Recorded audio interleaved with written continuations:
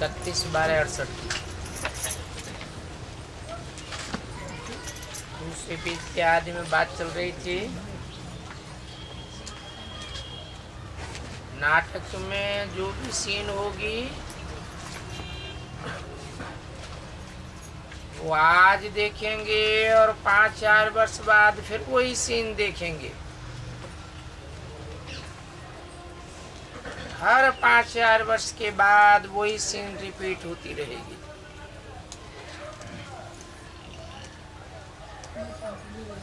ये बेहद का आज और कल का ड्रामा है। कल तुमको समझाया था, तुमने कैसे राजाई ली फिर कैसे गंवाई। आज फिर समझ रहे हो, राजाई पाने के लिए समझ रहे हो। आज भारत पुराना नरक है और कल नया स्वर्ग होगा। तुम्हारी बुद्धि में है। अभी हम स्वर्ग नई दुनिया में जा रहे हैं, श्रीमत पर श्रेष्ठ बन रहे हैं। जो श्रेष्ठ होंगी जरूर श्रेष्ठ सृष्टि पर ही रहेंगे। ये लक्ष्मी नारायण श्रेष्ठ हैं तो श्रेष्ठ स्वर्ग में ही रहते हैं। जो भ्रष्ट मनुष्य हैं वो जरूर नरक में ही रहते हैं। ये राज तुम भी समझते हो। किस आधार पर श्रेष्ठ होते हैं, किस आधार पर भ्रष्ट होते हैं।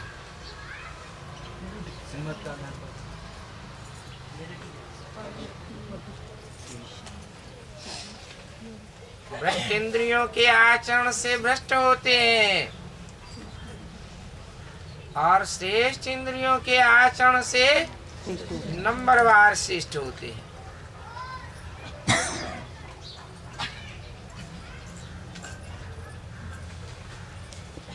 ज्ञानेंद्रियों में सबसे श्रेष्ठ हैं ये आंखें।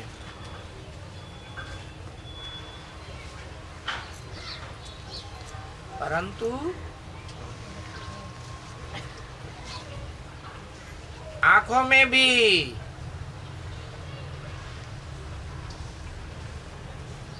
जो दृष्टि से वृत्ति बनती है और वृत्ति से वायुमंडल बनता है, वाइब्रेशन बनता है, वो वाइब्रेशन और भी श्रेष्ठ है।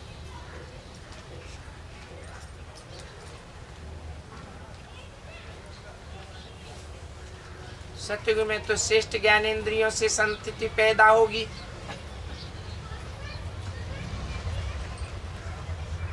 उन्हें कहेंगे श्रेष्ठ सतयुगी।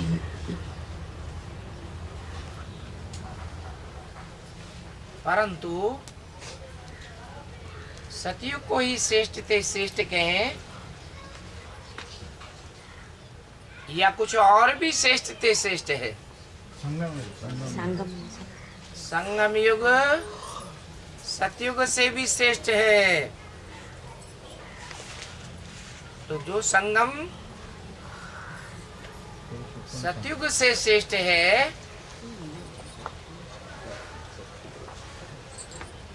वो कौन सा भाग है? क्योंकि संगम में कलयुग का अंत भी समाया हुआ है और श्रेष्ठ ते श्रेष्ठ स्वर्णिम युग का भाग भी समाया हुआ है।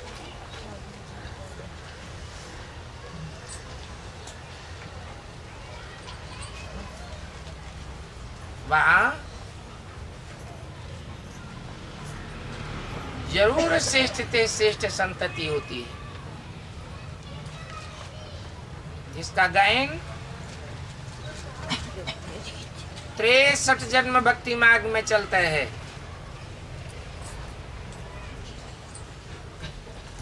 वाइब्रेशन की संतान है। लक्ष्मी नारायण के चित्र में दिखाया है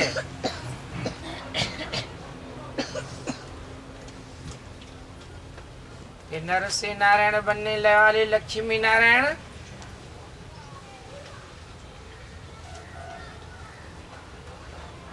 रोशनी की दुनिया में खड़े हुए हैं।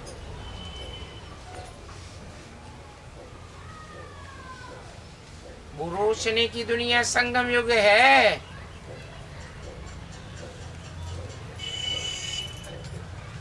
जहां वाइब्रेशन से ही प्यार होता है।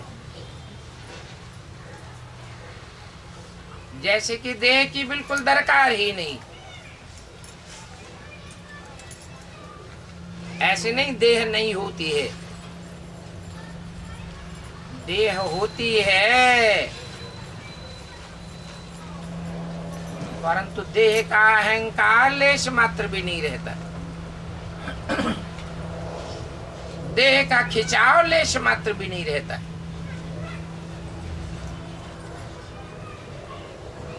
वाइब्रेशन के आकर्षण से सारा प्यार तिरोहित रहता है आत्मा के अंदर।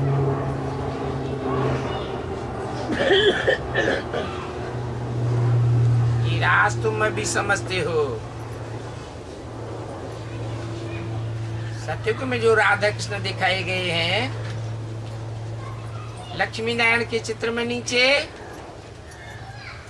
वो फिर भी श्रेष्ठ दृष्टि दिखाई गई है। इनकी दृष्टि संपूर्ण बेविचारी है। राधा की दृष्टि कृष्ण में ही डूबेगी सारा जीवन।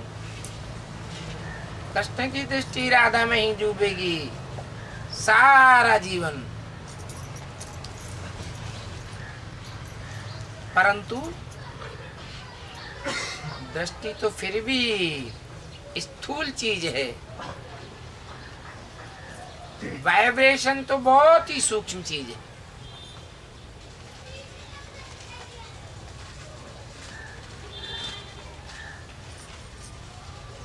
इस वेद के ड्रामा को कोई भी अच्छी रीति समझे तो बुद्धि में बैठ सकता है।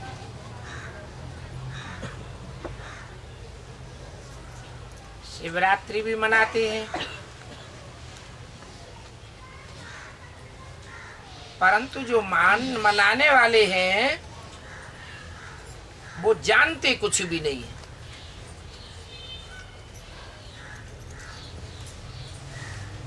समझते हैं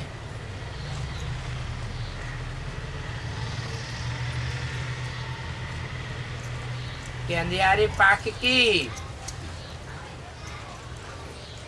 त्रयोदशी या चतुर्दशी को शिव आया।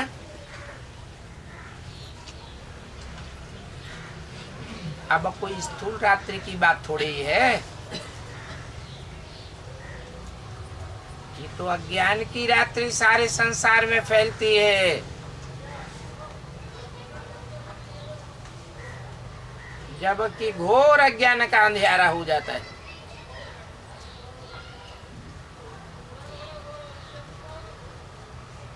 आत्मा को जानने, आत्मा को मानने की बात ही जैसे लोप होने लगती है।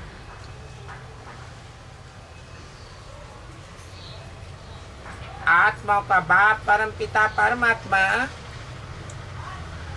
क्या है, क्या करता है, कैसे आता है, कैसे सृष्टि को पलटाता है, अहंकारी मनुष्य इन बातों को जानते ही नहीं।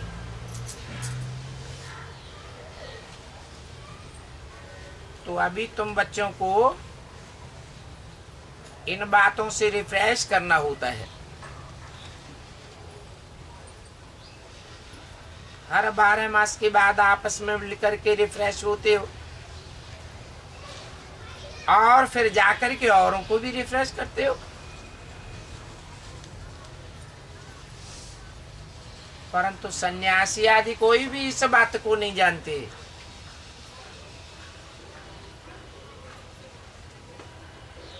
बाप आए तो क्या करके गए, सन्यासी नहीं जानते।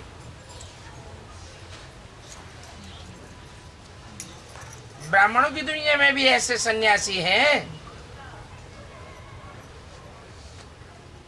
जिनकी बुद्धि में ये नहीं बैठा है कि भगवान बाप किस लिए आते हैं।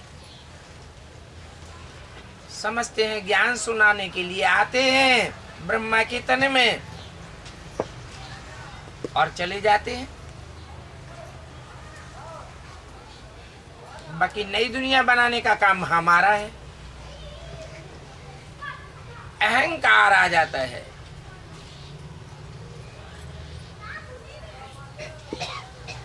आज भी दुनिया में जितनी भी गवर्नमेंट हैं, चाहे क्रिश्चियनिटी की हो, चाहे बौद्धिज्म की हो, चाहे इस्लामी गवर्नमेंट हो, मुस्लिम गवर्नमेंट हो, हिंदुओं की हो, मुसलमानों की हो, सब इसी अहंकार में डूबे पड़े हैं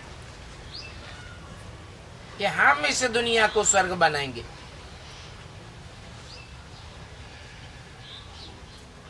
जन्नत बनाएंगे।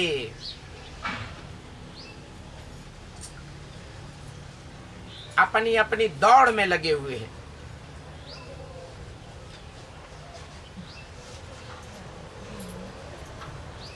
ब्राह्मणों की दुनिया के भी सन्यासी सीधा धुन में लगे। समझते हैं भगवान ने आकर के हमको स्पेशल रास्ता बताया, अब हम उस रास्ते पर चल कर के दुनिया को स्वर्ग बनाएंगे।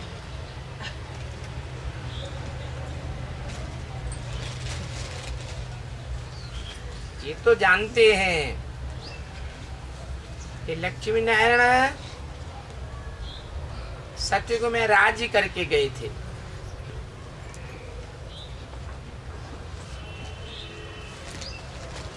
परंतु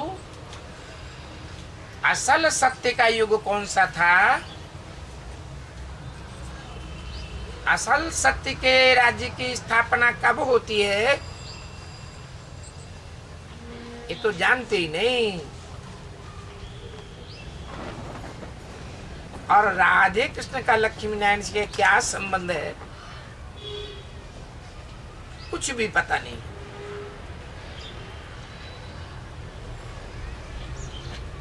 जैसे कि कुछ जानते ही नहीं,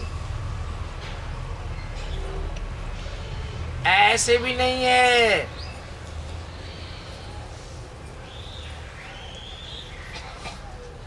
इन सतयुग के लक्ष्मी नारायण में कोई ज्ञान है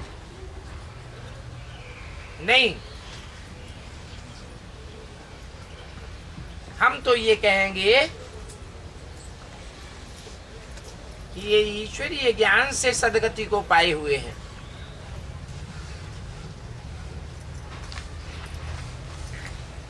ज्ञान से एक बार सदगति मिल गई, फिर ज्ञान की दरकार ही नहीं रहती। अभी तुमको ज्ञान मिल रहा है, फिर तुम सदगति को पाए लेंगी।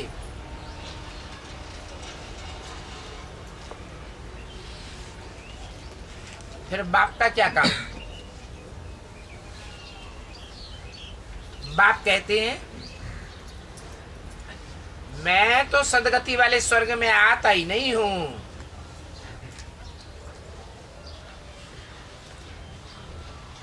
मेरी दुर्गति होती नहीं।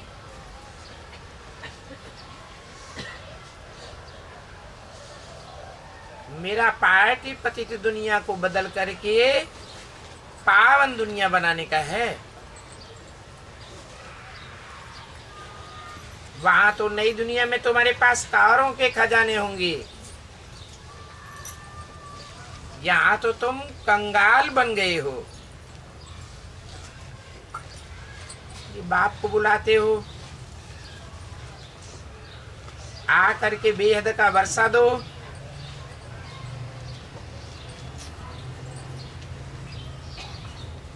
कल्प कल्प तुम बच्चों को बेहद का वर्षा मिलता है।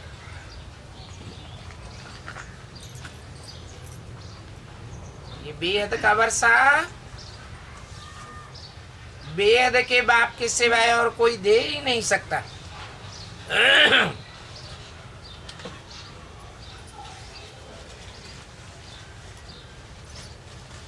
फिर तुम ही कंगाल भी हो जाते हो। कोई भी चित्रों पर बैठ करके समझाओ तो कोई भी समझ सकेंगे। पहले नंबर में लक्ष्मी नारायण 84 जन्म लेते लेते मनुष्य बन गए हैं।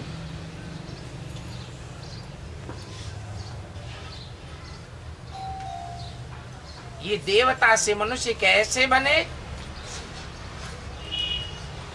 ये ज्ञान अभी तुम बच्चों को मिला है। तुम जानते हो आज से 5000 वर्ष पहले आदि सनातन देवी देवता धर्म था।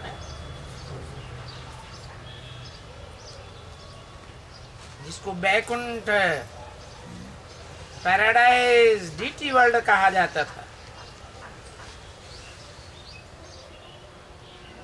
अभी भी कहते हैं, परंतु अभी वो पैराडाइज या डीटी वर्ल्ड तो दुनिया में कहीं है नहीं। अभी तो डेविल वर्ल्ड है। डेविल वर्ल्ड की भी हिंड कहें, डीटी वर्ल्ड की आदि का अभी संगम है। ये बातें अभी तुम समझते हो। दुनिया में और कोई के मुख से ये बातें सुन न सको।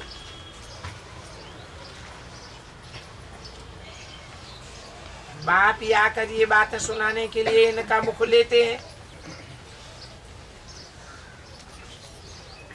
नहीं तो किसका मुख लेंगे। समझते नहीं है बाप की सवारी किस पर होगी। ऊंचते ऊंचे बाप है तो जरूर ऊंचते ऊंचे में आवेगा।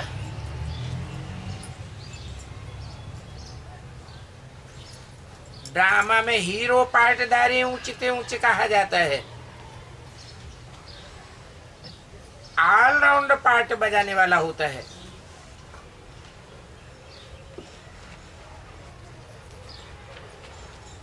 तुम्हारी आत्मा की भी सवारी इस शरीर पर होती है।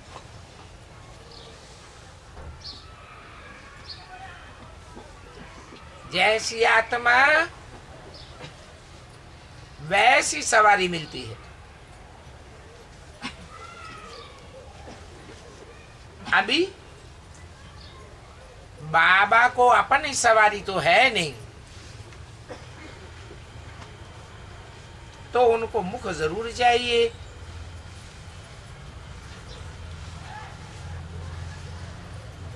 नहीं तो राजयोग कैसे सिखावेंगे। ऐसे नहीं कि ऊपर बैठे बैठे कोई राजयोग सिखाते हैं। प्रेरणा से तो कोई नहीं सीखेंगे।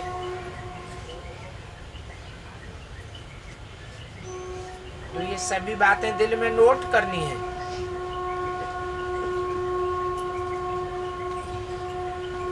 एक परमात्मा की ही बुद्धि में सारी नॉलेज है, तो तुम्हारी बुद्धि में भी सारी नॉलेज बैठनी चाहिए। हर एक प्रकार की नॉलेज बुद्धि ही धारण करती है। कहा भी जाता है तुम्हारी बुद्धि ठीक नहीं है, तुम कोई पत्थर बुद्धि तो नहीं हो। अब ये तो जानते हो कि बुद्धि आत्मा में ही रहती है, आत्मा ही बुद्धि के साथ समझ रही है। अब बताओ तुम्हारी आत्मा की पत्थर बुद्धि किसने बनाई?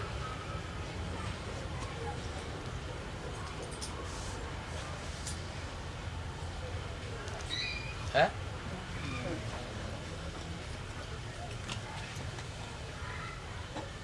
किसने बनाई?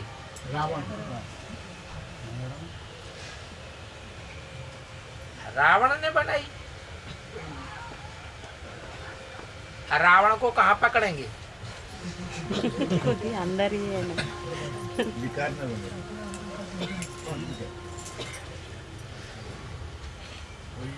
बनाने वाला द्वापर से पहले था? नहीं। फिर कहाँ से आया?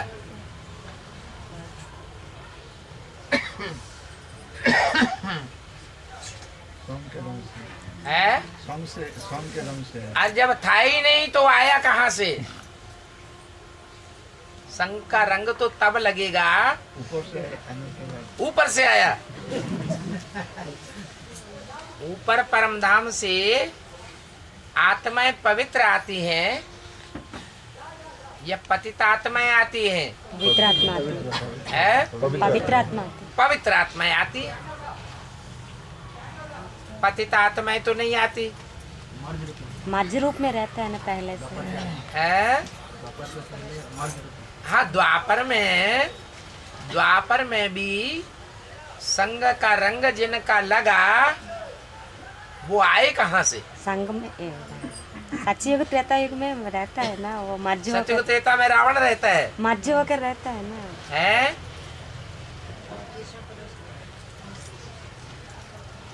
इब्राहिम आकर के दृष्टि करप्ट करते हैं। इब्राहिम परमधाम से आता है, वो आकर के करप्ट करता है। हाँ, उन दूसरे धर्म के धर्म पिताओं और उनको फॉलोअर्स को ये पता ही नहीं है कि श्रेष्ठ इंद्रियों की संतान कैसे पैदा होती है। वे इस राजयोग को सीखते ही नहीं। परमात्मा बाप के बताए हुए राज को समझते ही नहीं।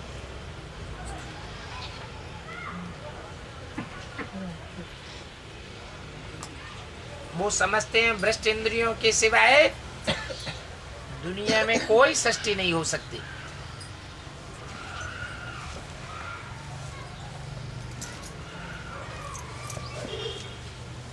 तो उनके संग के रंग से जो देव आत्माएं द्वापर में आकर के जन्म लेती हैं, वो भी ऐसी ही बुद्धि वाली बन जाती है।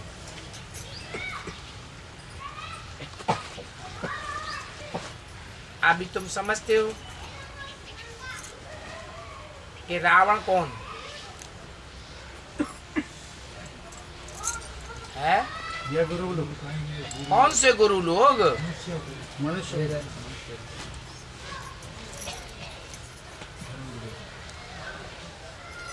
मनुष्य गुरु तो ढेर के ढेर हैं।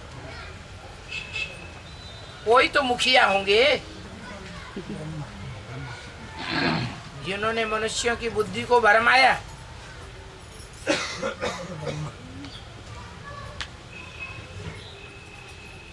अरे कहेंगे यही इब्राहिम बुद्ध क्राइस्ट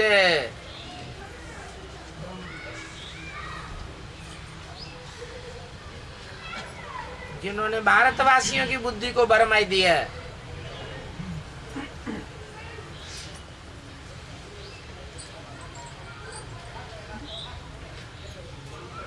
रावण ने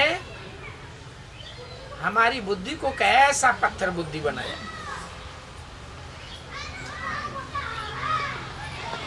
आज तो तुम सारे ड्रामा को जानते हो, कल तो तुम ड्रामा को नहीं जानते थे, पत्थर बुद्धि थी। पत्थर बुद्धियों को एकदम गॉडरेज का ताला लगा हुआ था। गॉडरेज का ताला। द्वापर से धर्म पिताएं आते हैं,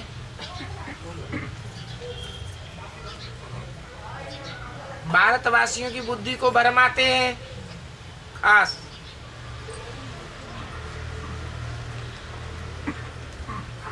तो उस समय गॉड होता है जो उसकी रेजिज होंगी।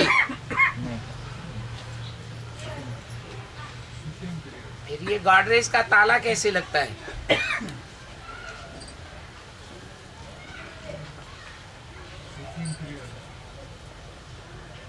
संगम युग में ही बाप ने आकर के जो ज्ञान की रेजिस दी, ज्ञान की किरणें दी, उन किरणों का सदुपयोग नहीं किया, दुरुपयोग किया, मनमत पर चल पड़े।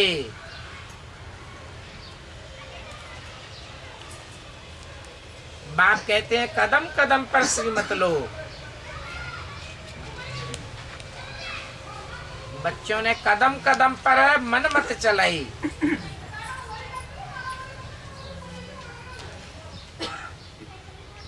अथवा मनुष्य मत पर चल पड़े।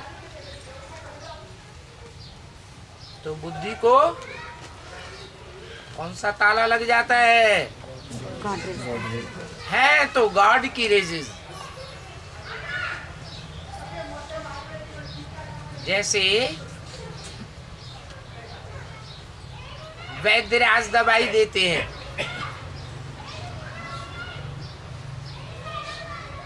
फिर दवाई देने के साथ पथ्य भी बताते हैं, ये चीज नहीं खाना, नहीं तो उल्टा असर हो जाएगा। ऐसे ही बाप आकर के ज्ञान की किरणें तो देते हैं, परंतु आगाह कर देते हैं अपवित्र नहीं बनना, अपवित्र भोजन नहीं खाना, अज्ञानियों का संग नहीं करना।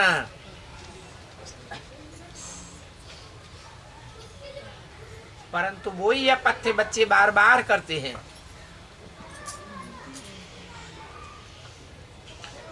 तो गॉड का ऐसा ताला लगता है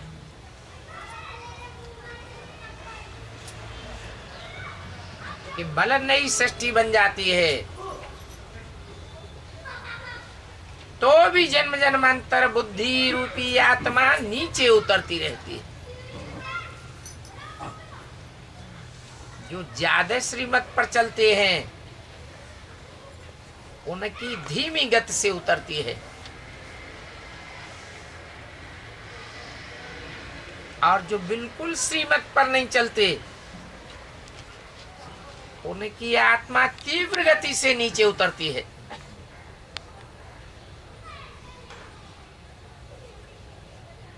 जैसे इस्लाम धर्म की बीज रूप आत्मा, आधार मूर्त आत्मा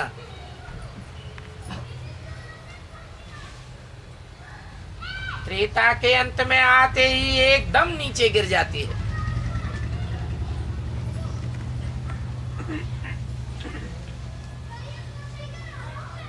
अति पतित होने के कारण उसमें इब्राहिम की सोल प्रवेश करती है।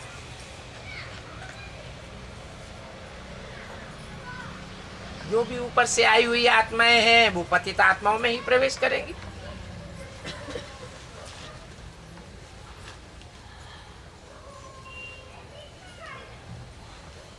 क्योंकि गार्ड रेस का ताला पहले से ही लगा हुआ है।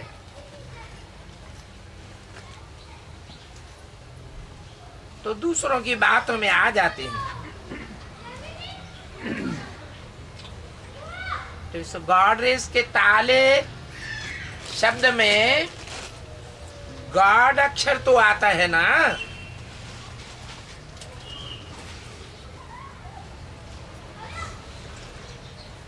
है तो गॉड, GOD, परंतु श्रीमत पर न चलने के कारण क्या बन जाते हैं? DOG। डॉग बन जाते हैं।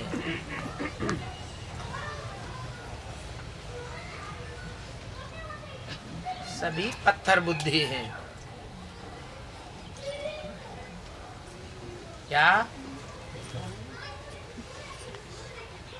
बाप जिनमें आते हैं प्रवेश करते हैं। ऊंचते ऊंच पाटधारी, हीरो हीरोइन पाटधारी,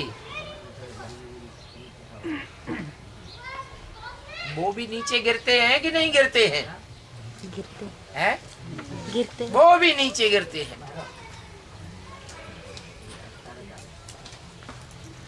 सत्युग में तो होते ही है पारस बुद्धि। तो बाप आकर के सभी का कल्याण करते हैं।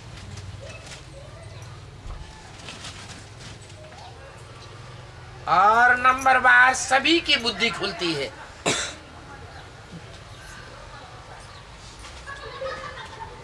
एक जैसी क्यों नहीं खुलती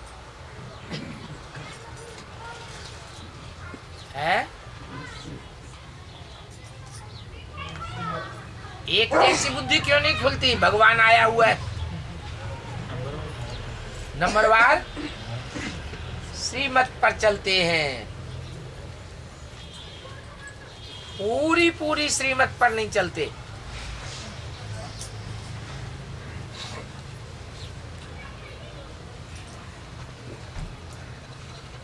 तो नंबरवार इस सृष्टि पर आते हैं।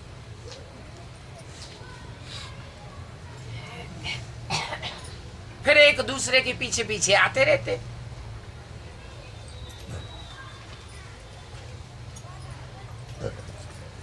अब द्वापर में तो कोई रह न सके।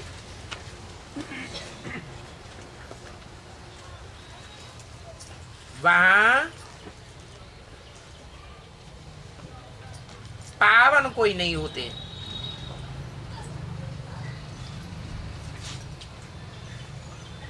बाप पावन बनाकर पावन दुनिया में ले जाते हैं।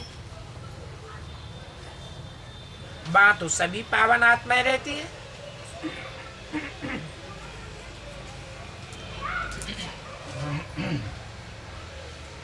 बाप का घर है शांति धाम,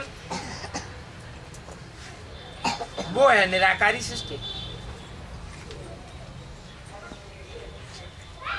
तुम बच्चों को अभी मालूम पड़ा है तो अपना घर भी जैसे बिल्कुल नजदीक दिखाई पड़ता है।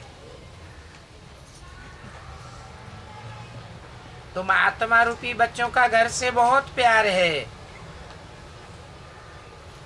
तुम्हारे जैसा प्यार तो और कोई का होता ही नहीं है,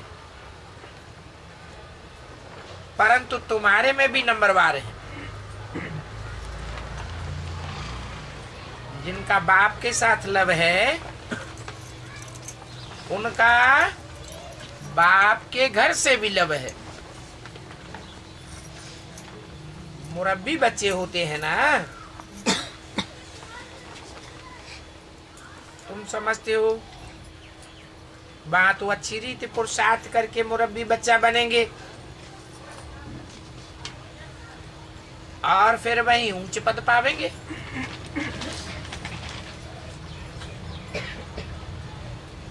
बाकी छोटा या बड़ा ये शरीर के ऊपर नहीं होता है। कौन छोटा बनेगा, कौन बड़ा बनेगा, इसका मदार काहे पर है? पुरुषार्थ, आत्मा के पुरुषार्थ पर इसका मदार है। आत्मा तो छोटी बड़ी नहीं होती।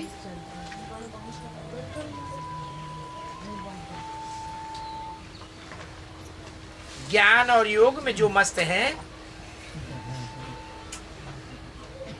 उनको ही बड़ा कहेंगे।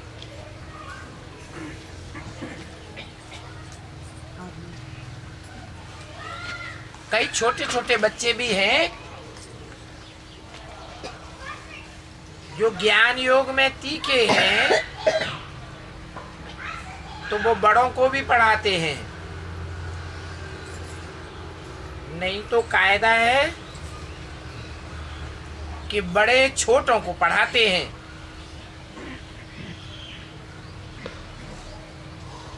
परंतु वो तो देह अभिमानी दुनिया का कायदा है।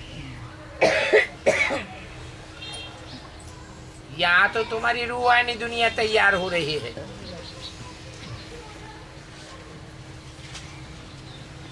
आजकल तो मिडगेट भी हो जाते हैं। यूं तो सभी आत्माएं मिडगेट हैं। आत्मा बिंदी है तो उनका क्या वर्णन करेंगे? सितारा है ना। मनुष्य लोग सितारा सुन करके ऊपर में देखेंगे। अब वो मनुष्य तो जानते नहीं है कि तुम बेहद के धरती के सितारे हो।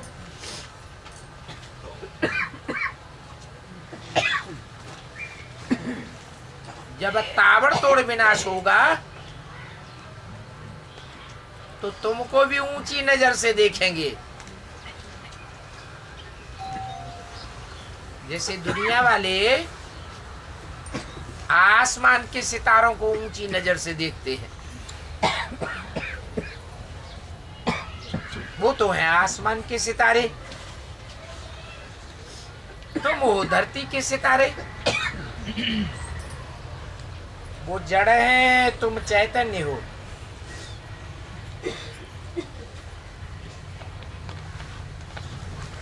उन आसमान के सितारों में तो फेर बदल होती नहीं है।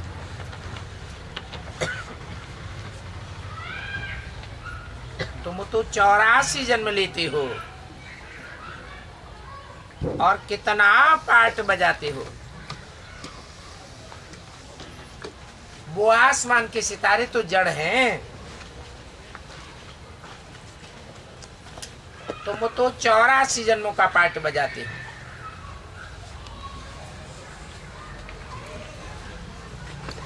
पार्ट बजाते बजाते तुम्हारी चमक डल हो जाती है। 31/12/68 की वाणी का 3रा पेज। तुम्हारी चमक जब डल हो जाती है तो आत्मा की बैटरी डिस्चार्ज हो जाती है। फिर बाप आकर के भिन्न भिन्न प्रकार से समझाते हैं, क्योंकि तुम्हारी आत्मा डल हो गई है। जो ताकत भरी थी 5000 साल पहले, वो ताकत अभी खलास हो गई।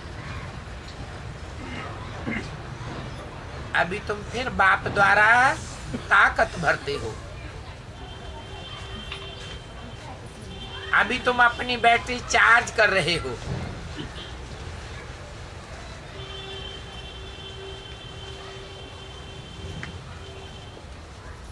इसे चार्ज करने में माया बहुत विघ्न डालती है।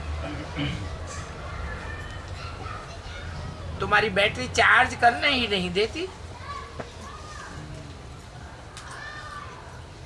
तुम चैतन्य बैटरियां हो। तुम जानते हो बाप के साथ योग लगाने से हम सतो प्रधान बनेंगे। अभी तमो प्रधान बने। कोई भी सतो प्रधान तक बैटरी चार्ज नहीं कर सकते हैं,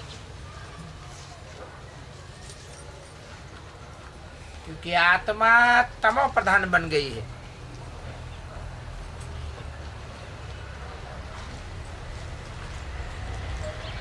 पुरुषार्थ ही नहीं करते तो फिर सजाएं खाते। जितनी सजाएं खाते हैं उतना पदभ्रष्ट होता जाता है। फर्क कितना पड़ता है उस हद की पढ़ाई में और इस बेहद की पढ़ाई में, कितना फर्क है। कैसे नंबरवार सभी आत्माएं ऊपर से आती हैं, फिर अपने अपने समय पर अपना अपना पार्ट बजाने आना है। सभी को अपना अविनाशी अनादि पार्ट मिला हुआ है।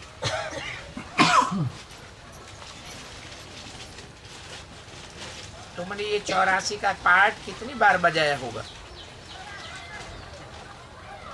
तुम्हारी बैटरी कितना बारी चार्ज हुई है और कितना बारी डिस्चार्ज हुई है? जब जानते हो कि हमारी बैटरी डिस्चार्ज है तो फिर चार्ज करने में देरी क्यों करनी चाहिए? परंतु माया ऐसी हड़कण है जो बैटरी चार्ज करने ही नहीं देती। माया तुमको घड़ी घड़ी बैटरी चार्ज करना भुलाई देती है और तुम्हारी बैटरी डिस्चार्ज भी कराई देती है।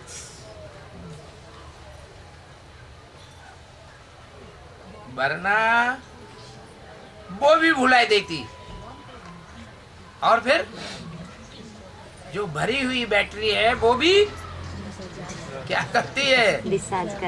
डिस्चार्ज कराई देती है। तुम कोशिश करते हो बाप को याद करने की, परंतु नहीं कर सकते हो।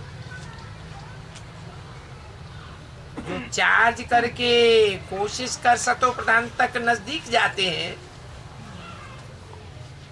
उनको भी फिर माया डिस्चार्ज कर देती है।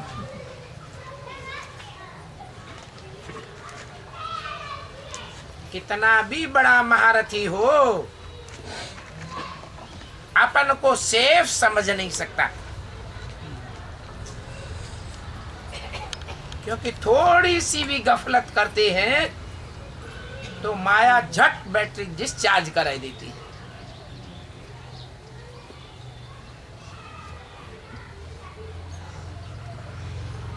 और ये माया का वार पिछाड़ी तक भी होता रहेगा।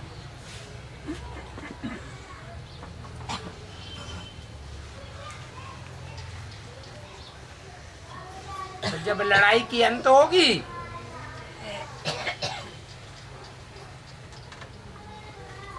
तो सभी खत्म हो जाता है।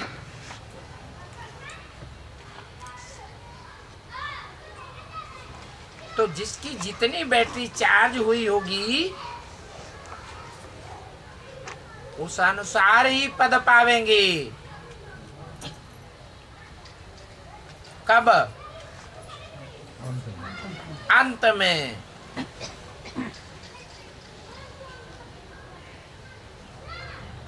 सभी आत्माएं बाप के बच्चे हैं।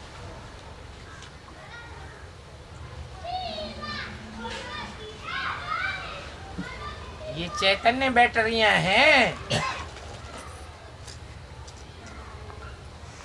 उस जड़ बैटरी में भी घड़ी घड़ी पानी डालना पड़ता है। यहां भी क्या करना पड़े? घड़ी घड़ी ज्ञान जल डालना पड़े। तो बाप कहते हैं रेगुलर और पंक्चुअल बनो।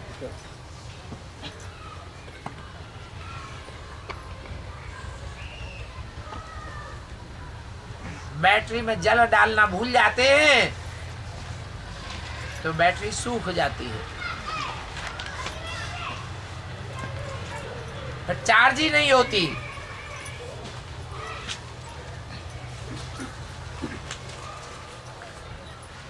अब अभी तुम्हारी बुद्धि में बैठ गया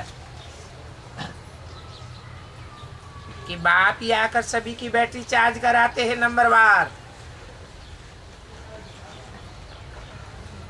फिर कोई चार्ज करने की कोशिश नहीं करते हैं तो सजा भी खाते हैं। अब ये खेल देखो कैसा वंडरफुल बना हुआ है। बाप के साथ योग लगाने से घड़ी घड़ी हट जाते हैं तो कितना नुकसान हो जाता है।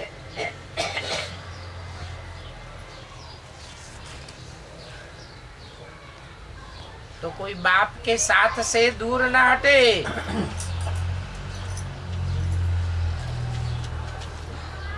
इसके लिए कितना पुरुषार्थ कराया जाता है। पुरुषार्थ करते करते जब समाप्ति होती है तो फिर नंबरवार पुरुषार्थ अनुसार तुम्हारा पार्ट पूरा होता है। जैसे कल पहले हुआ था। अभी आत्माओं की माला बनती रहती है।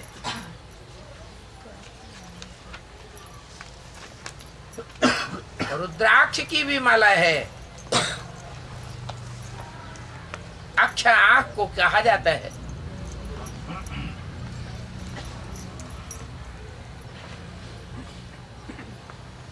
ये रुद्र की आंखें हैं।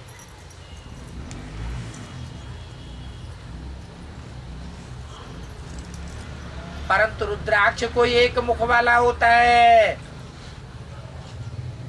कोई अनेक मुख वाले होते हैं। कोई 2-4 मुख वाले होते हैं।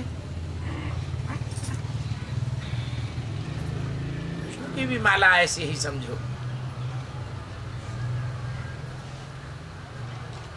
क्योंकि पहले नंबर में तो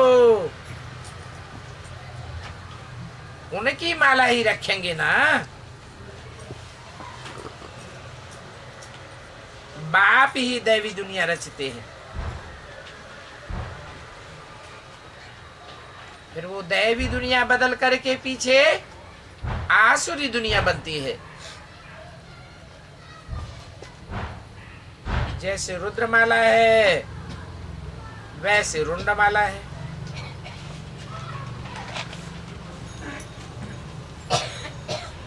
ब्राह्मणों की माला अभी नहीं बन सकती।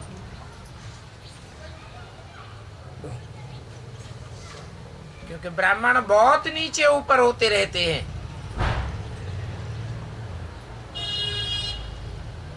ये ब्राह्मणों की माला फाइनल तब होगी जब रुद्रमाला बनेगी।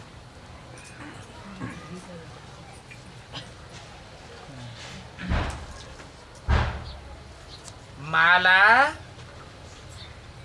संगठन को कहा जाता है।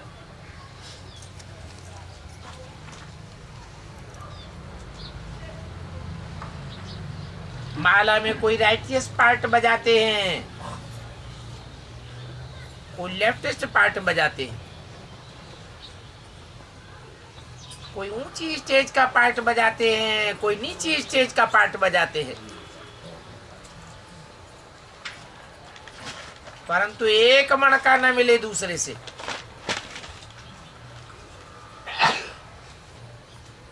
जैसे मिलिट्री के वॉरियर्स होते हैं,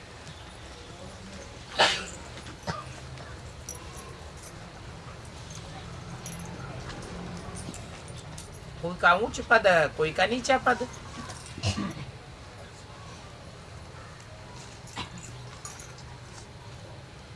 परंतु तुम ब्राह्मणों की माला अभी नहीं बन सकती। वास्तव में प्रजापिता ब्रह्मा की सभी संतान हैं।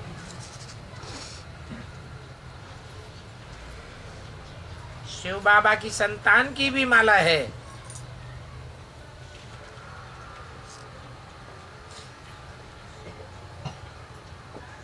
और ब्रह्मा की भी माला है। विष्णु की भी भी माला कहेंगे। तुम ब्राह्मण बनते हो तो ब्रह्मा की और शिव की माला भी चाहिए।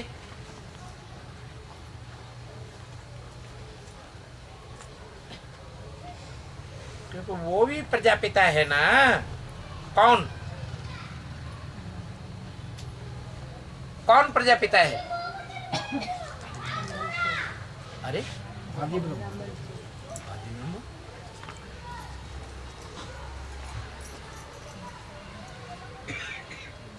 हर एक धर्म में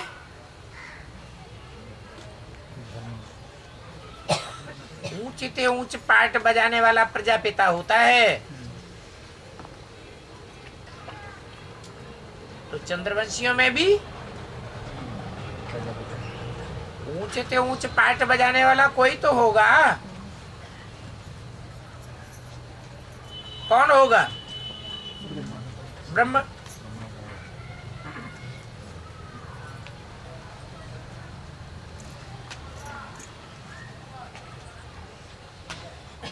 वो लक्ष्मी नारायण राजधानी का पिता,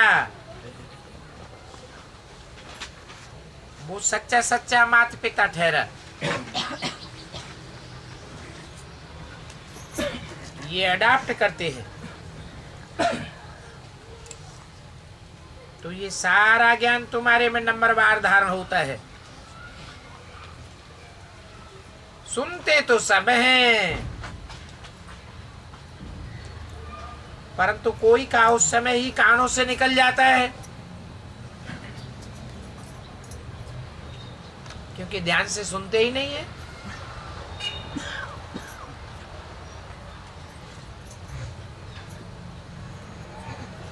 सुनते नहीं है, इधर उधर बुद्धि चली जाती है। कोई तो बिल्कुल पढ़ते ही नहीं, उनको पता ही नहीं है कि भगवान पढ़ाने आए हैं।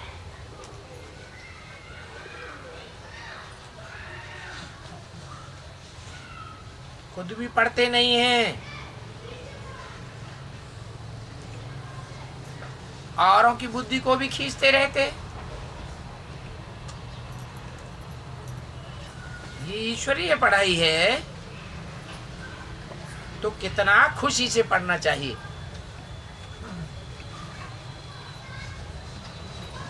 कोई भी विद्वान पंडित आदि को ये ज्ञान ही नहीं है,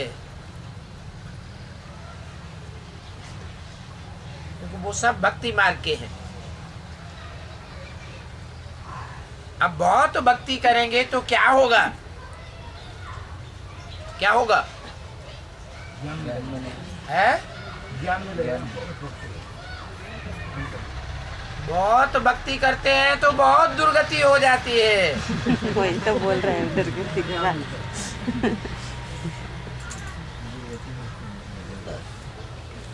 दुर्गति को पाए है ना। एक तरफ भगवान आए हैं, भगवान से ज्ञान मिलता है, तो भी भक्ति करते रहते हैं।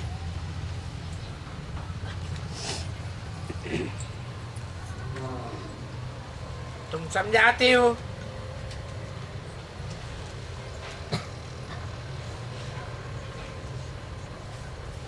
कि तुमने बहुत शास्त्र पढ़ करके दुर्गति को पाया हुआ है।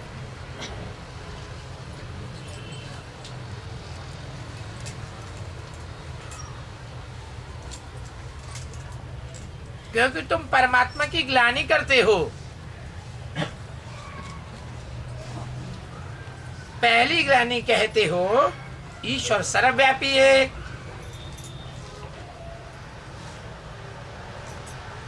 गोया एक व्यापी नहीं है।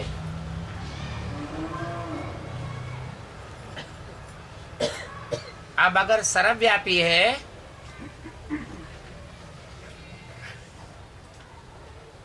तो बुद्धि भटकेगी या एकाग्र होगी? अटकेगी। मनुष्यों के बनाए हुए शास्त्र पढ़ करके ईश्वर सर्वव्यापी कह करके दुर्गति को पाया हुआ है।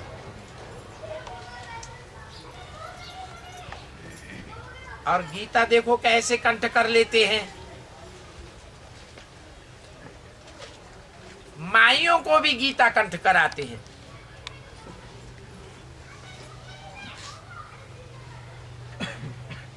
फिर उनका बहुत मान होता है। और अर्थ भी उल्टा सीधा समझा लेते हैं। तो भी देखो उनका कितना मान होता है। तुम कहेंगे ये तो हिरण्यकश्यप है,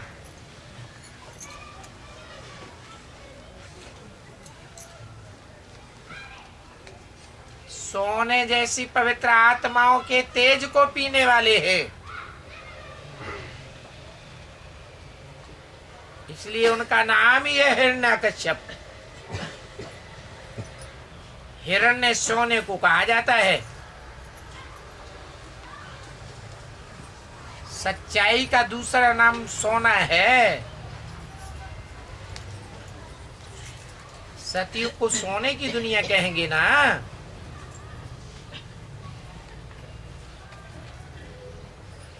आजकल तो इन विद्वान पंडित आचार्यों के जैसे राजा ही है, उनको सभी माथा टेकते हैं।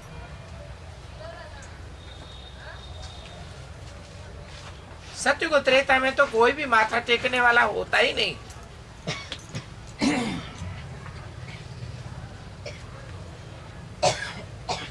आगे तो ये भी पवित्र थे।